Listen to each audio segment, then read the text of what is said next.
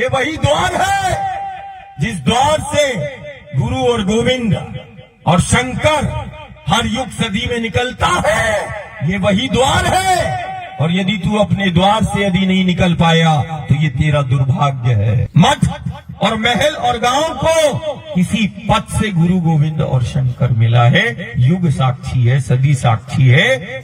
चिंतन करके देखना कि मेरा गुरु जिसकी हम स्तुति कर रहे हैं, मेरा गोविंद जिसका हम स्मरण कर रहे हैं, वो किस जगह से मिला और कहां उसने लीला की। तो तुम्हें वो गंगा के पथ, गोदावरी के पथ, कावेरी के पथ, यमुना के पथ और वो नर्मदा के पथ ध्यान आएंगे कि इस पथ से ही तो मुझे शंकर मिला, इस पथ से ही तो मुझे अपना गुरु मिला।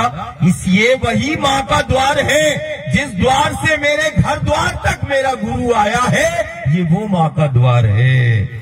घर द्वार को यदि गुरु और शंकर मिला है और किसी के घर द्वार में यदि हम पहुंचे हैं तो ये वही माँ का द्वार है, नर्मदा का द्वार है, जिस द्वार से चलकर तेरे घर द्वार तक पहुंचे हैं। आज तू घर द्वार से बाहर नहीं निकल पा रहा है, ये तेरा दुर्भाग्य है। कल घर द्वार नहीं चला पाएगा और ना गांव के द्वार रहेंगे।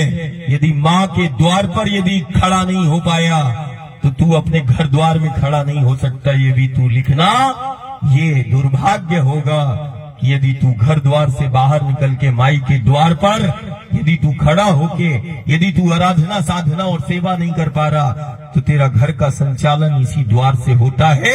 चाहे वो गंगा का हो, गोदावरी का हो, यमुना का हो, नर्मदा का हो। द्वार से, माँ के द्वार से घर चलते हैं, संसार चलते हैं, और संसार को चलाने वाला भी इसी माँ के द्वार पे चलता है।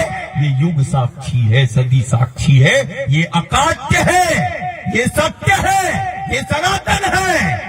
इस घर और संसार चलता है माँ के द्वार पर, और घर और संसार को चलाने वाला मिलता है माँ के द्वार पर। ये तू 4 वेद और 18 पुराण और जितने ग्रंथ हैं उसको तू चिंतन कर लेना।